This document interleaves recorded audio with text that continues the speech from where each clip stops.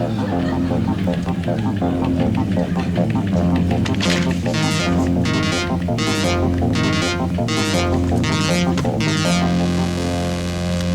evening. I'm Floyd Robertson.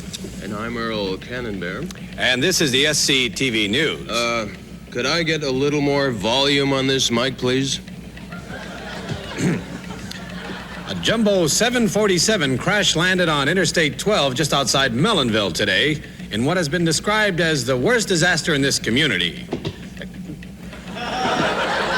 Hundreds of motorists heard screams of "get out of the way" coming from the cockpit as Captain Emile Roland was frantically waving cars off the road. Earl, what are you doing? I'm sorry, Floyd, I can't work in this chair. It's too uncomfortable. How many times have I asked you, please try and get me a comfortable chair? But no, it's the same old chair here. To the words, is that asking too much mean anything to you?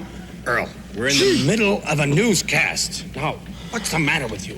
Floyd, I'm just trying to do an efficient job, but it's terribly hard when I'm surrounded by inefficiency.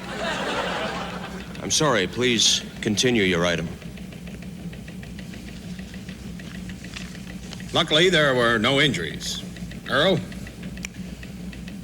A 5-alarm blaze broke out in a doily factory early this morning on...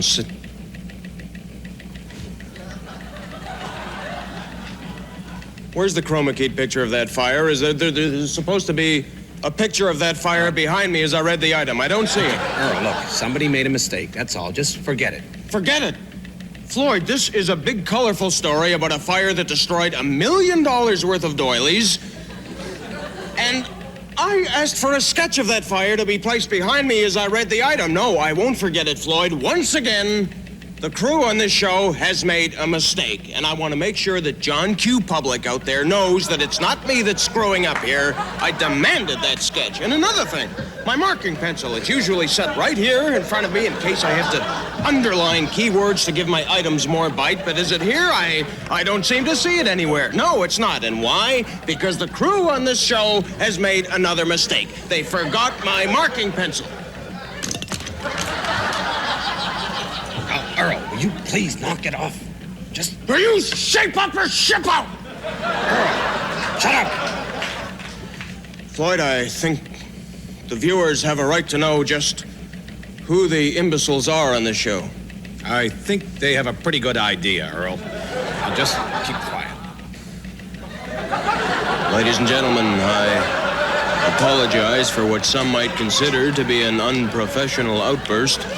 But when someone as proficient in their job as I am finds himself working with a crew that is, for lack of a better word, unproficient, it really ticks me off. What the hell's going on here? I had nothing whatsoever to do with this, guys. Really, believe me, you're doing a super job, all of you.